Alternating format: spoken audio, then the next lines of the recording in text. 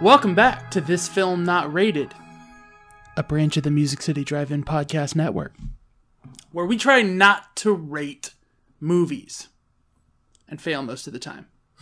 But, well, the world seems to think there's an objective truth to a movie, so we're on a quest through a gauntlet to find it. Join us. We try to make it through 15 questions, and if we make it, you get a special prop from the movie of your choice and a plaque from us with our signatures saying, no, for real, you actually were able to be objective about a movie, accomplishing the near impossible. If we can't make it, we drop the 15 questions out of the gauntlet that we used to do, and we just answer a couple of questions loosely, still trying to not rate movies, about movies that we watched. Now, this week, we're talking about... Hereditary. Because I finally got around to watching it. Oh my god. Part of me wishes I didn't, but most of me is glad I did. Summarize that movie for us. Hereditary is a movie about a family that has this ominous history that we don't know much about until later on. And as the story goes on, you see the family break down over tragedy and loss that ultimately leads into this messed up scenario that we'll get into further on in the talk. So that's Hereditary.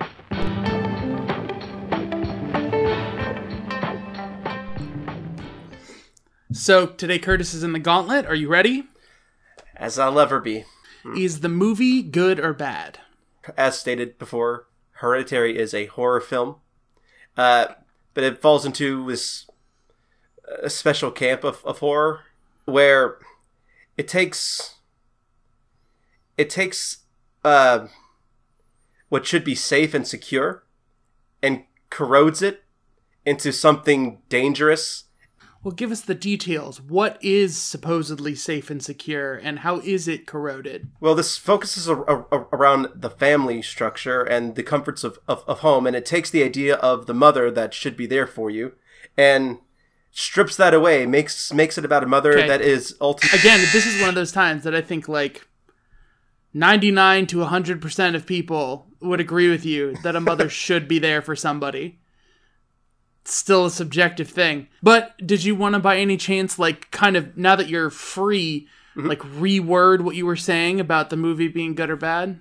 Oh, the movie, for me, I thoroughly enjoyed it, but there is one specific moment in the film that after it happens, you're either on board for the ride or you're just against the film entirely. And it's the point where the child, the little girl, gets her head whacked off by a post as her brother is driving her to the hospital because she's having an allergic reaction. Yeah.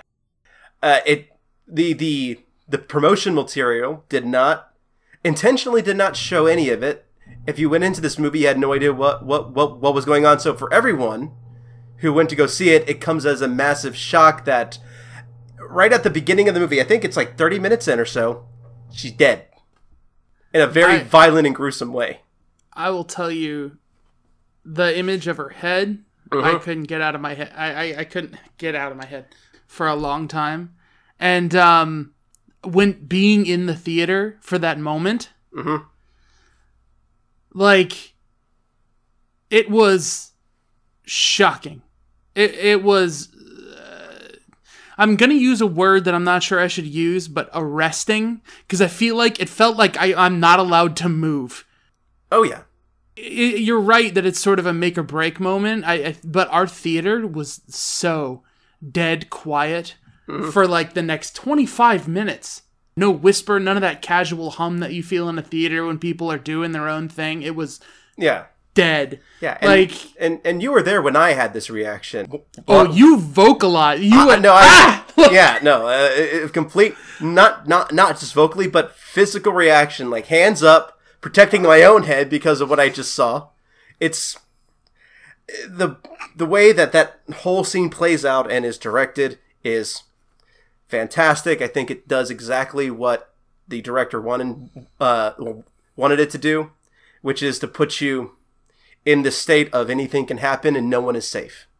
So before we move on to the 3 questions, I'm just curious about that, because we say this a lot, and you hear it a lot about other movies, about like, you know, The Ring takes something innocent like a VHS tape and makes it, you know, unsafe. Yeah. Or, you know, The Exorcist made a little girl, like, unsafe. You're saying that, like, the family unit...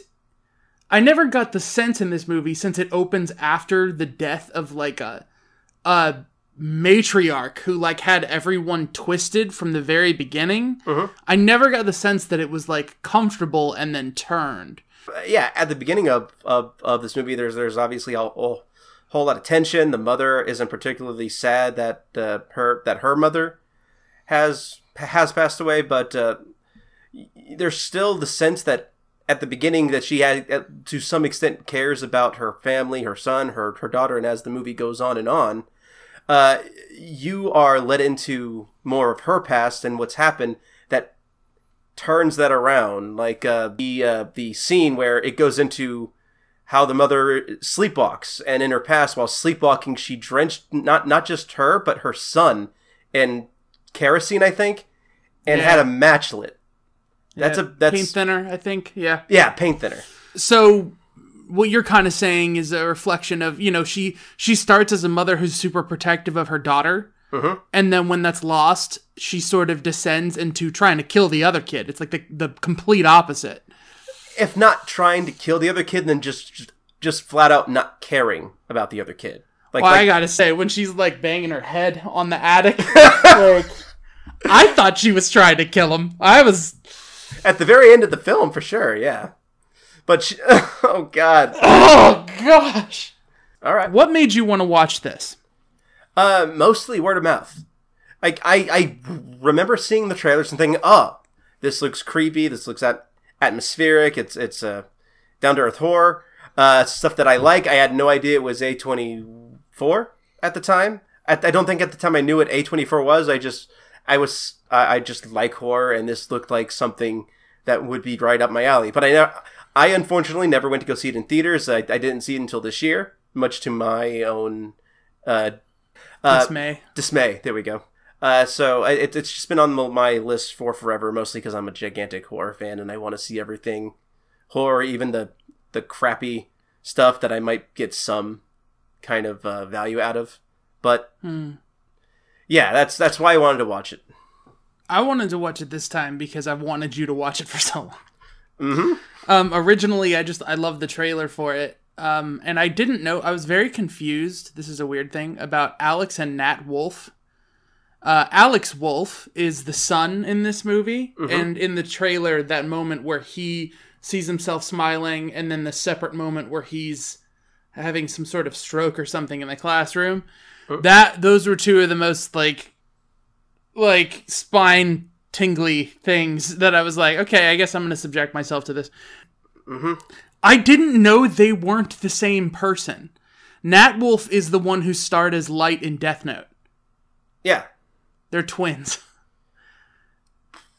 So, for a while there, I was confused by the range of this actor. Mm-hmm.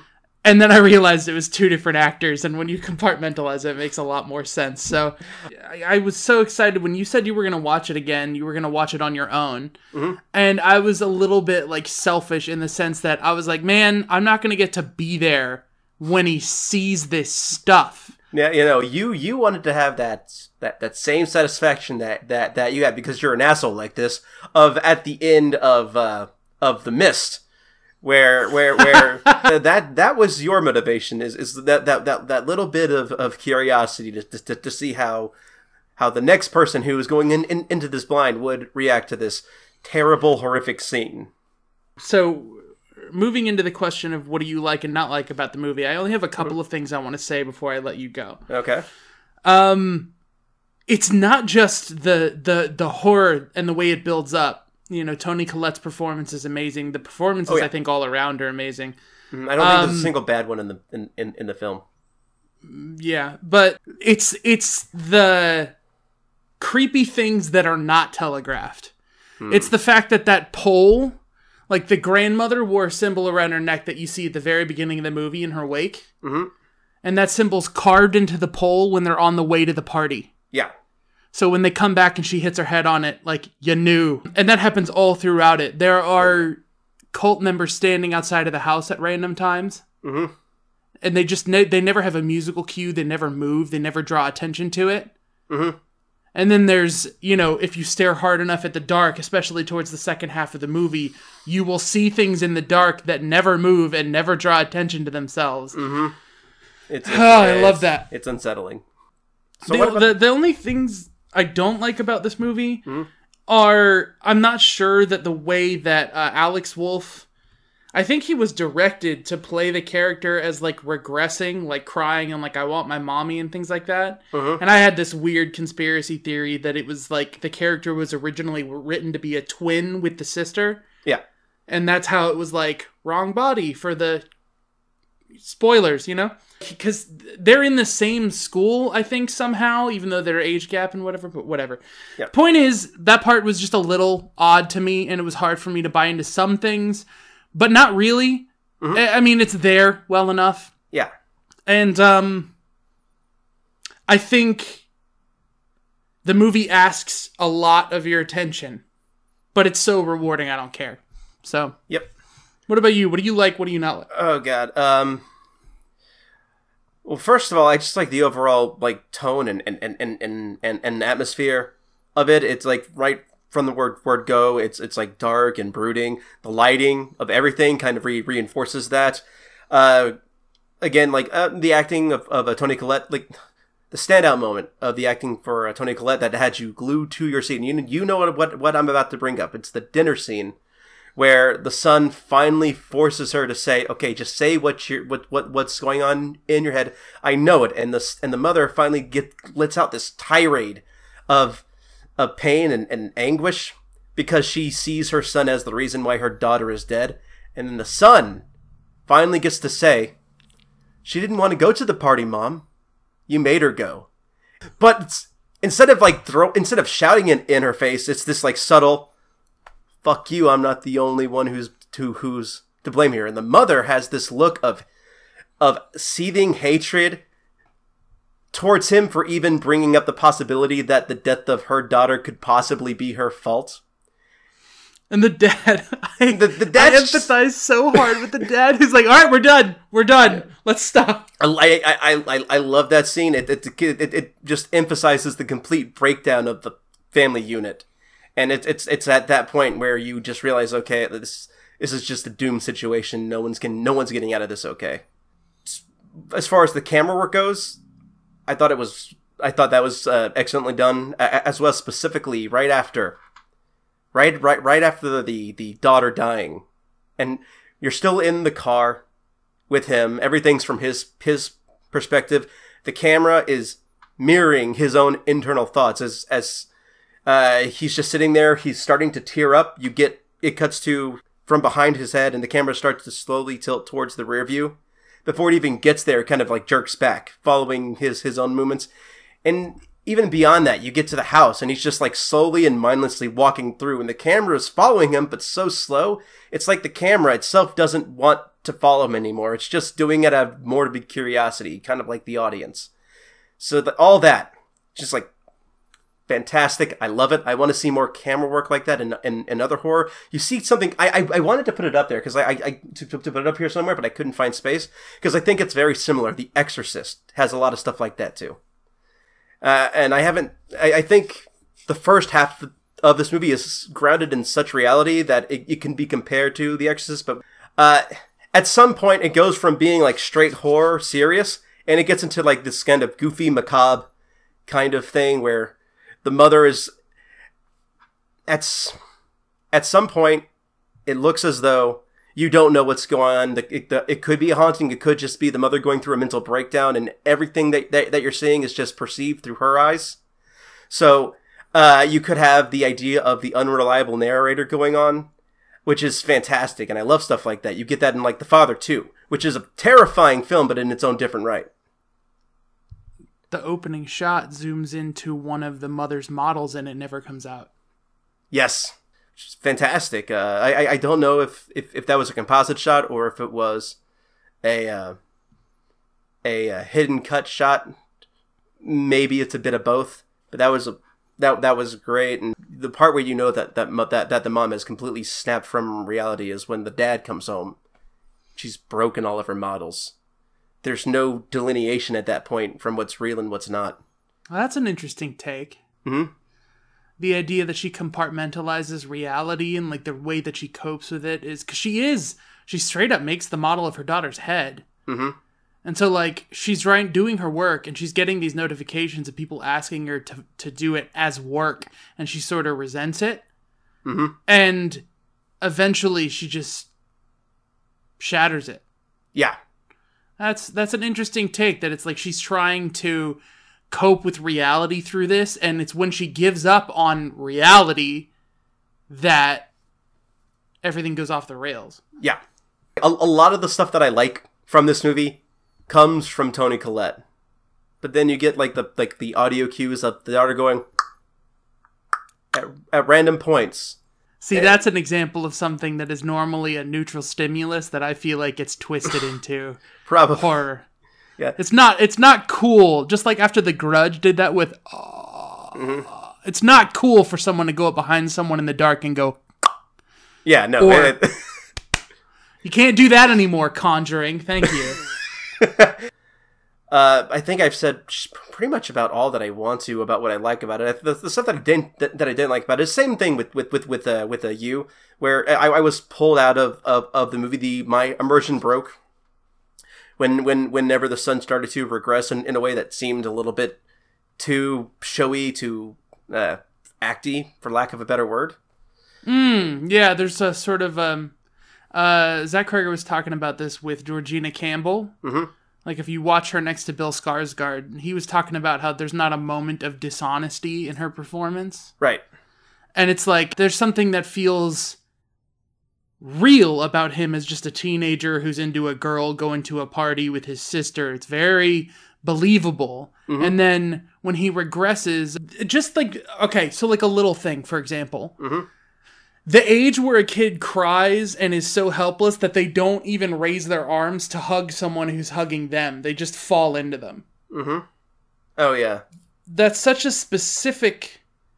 Like, after a certain age, you'll pick your arms up, too. You know, you're not waiting to be enveloped by someone because you're a smaller being. Like, yeah, I don't know. I feel like it's very careful and probably very accurate. And that's the sort of thing. It's unsettling because... if that is right, it's still so uncomfortable. Oh, yeah, sure. Oh, the other thing that I liked is this constant imagery of someone losing their head. The very beginning of the film, you have the girl looking at a dead bird and then cutting off its head. You have someone digging up the mother's body and removing the head. You have Toni Collette at the very end sawing off her own head with what looks like piano wire. You have the girl getting her head... What was that? Oh. You have the girl getting her head smashed off by a telephone pole, and there's a whole lot that you could glean from it, but it's obviously meant to mean something because it happens constantly throughout the film, and we've talked about this before. There's the possibility it could mean like a lack of control, a loss of identity. There's so many things that you could. Even the son has his face pulled up and then his face smashed, like it's something going into his head. Yeah, there's so much that you could associate with that imagery, and I think leaving that ambiguous was a good idea. Yeah. So how do you think... I mean, some people are really critical... When they are critical of this movie, they're critical mostly of the Paimon supernatural stuff. Oh, like giving it a name and all that? Just that in general. Like, the people who are really into it as a grounded sort of horror... Like, you know how... the Babadook supposedly straight up shows you a monster in a way that telegraphs to you that there are two realities happening at the same time, and one of them is really true. Right. This movie sort of goes so far into the direction of the supernatural things are real, it sort of ends that question in your mind of is it just mental illness being passed down? The ending kind of gives it a little bit more concrete than it just being it might be mental illness when it's actually being crowned as the new Paimon. Right. It leans towards one, and some people think it should be ambiguous. So I didn't know your take on that. Would I have preferred it to be ambiguous? Probably. I think that would have been better. I still like the ending though. It's still creepy in its own right. I think for me, it really does get settled into this territory where when I'm criticizing a movie and it gets to the point that all I'm doing is just suggesting things that would work to inspire a new movie. Mm-hmm. Like, I still want this movie, the one where it is definitively one way. Yeah. You know? So, that would have to be a different movie. Mm-hmm. So it's like, okay. I just think at a certain point, that's how you know a movie is a certain level that we don't rate. Even though that's me rating it. So, Buzz. So, what would make you watch this again? What would make you go through this again? That's the question, isn't it? What Hereditary does that I like and why I would want to go back and watch it again is it makes you think. There's never a moment where you're watching the film and you're not wondering what's going to happen, what something means. It's very much an active viewing experience, and I very much appreciate that. Some people might disagree, but there's so much to take in and so much to like glean from it that I'm sure I haven't seen everything that I could possibly see or learned everything that I could possibly learn from this film. So that would make me want to go watch it again. Plus, Toni Collette is just amazing as the mother, and her performance alone is enough to make me come back and watch it. Yep. Yeah, just like writing characters that feel like real people. Uh-huh. Getting into the weeds of how to make horror feel effective. I mean, I personally feel that anyone out there who says like Hereditary's not scary, okay, good for you. Good job. Yeah. You win a trophy for being that guy who's like everyone who tries to be like, oh, okay. If you're not shocked by an image, mm-hmm. if you're not put off by the supernatural thing, mm-hmm. if you're not made uncomfortable by the weight of the kid having to wait for the mom to figure out that her daughter's dead, if you don't have some sense of dread over what's going to happen to the family, maybe horror's not your thing. Mm-hmm. Speaking of which, do you think he slept at all that night with the way that it was cut? Oh, not at all. I don't think so. In fact, I think he's deliberately waiting. He left the car the way it was. He didn't try to do anything. I think he was waiting on them to figure it out because he didn't want to tell them. Yeah. I think he was laying down because he had nothing to do and was just waiting to have a conversation. Yeah, the way it just cuts, it's the same static image. It cuts from night to day. His eyes are still... No change at all. It's the editing. Oh, yeah. So careful. This movie is so carefully plotted out. Yep. Oh, yeah. So I would definitely go back. Is there anything else that you wanted to get out? Oh, God. Toni Collette needs to be in more movies. I especially horror. I want to see her act. So that's the crazy thing is she's the mom in The Sixth Sense. Mm-hmm, we talked about that. Like she's been around in the genre. She's in Knives Out. She's mm-hmm. the one. Like I know that's not necessarily horror, but when you get to murder and mystery, there's little spooks in there. Mm-hmm. She's just such a great actress, and I think there's hopefully enough in there for her to recognize that everyone knows she deserves recognition for her talent. Oh, yeah. Yeah, to get to be let into somebody like that, who's willing to put that out there, unless she's just secretly super fake, and this is nothing like her, and that's why it's so easy for her. I don't know. She seems really amazing, really talented, and she can seem really human, and that makes a lot of the stuff work. So, yeah.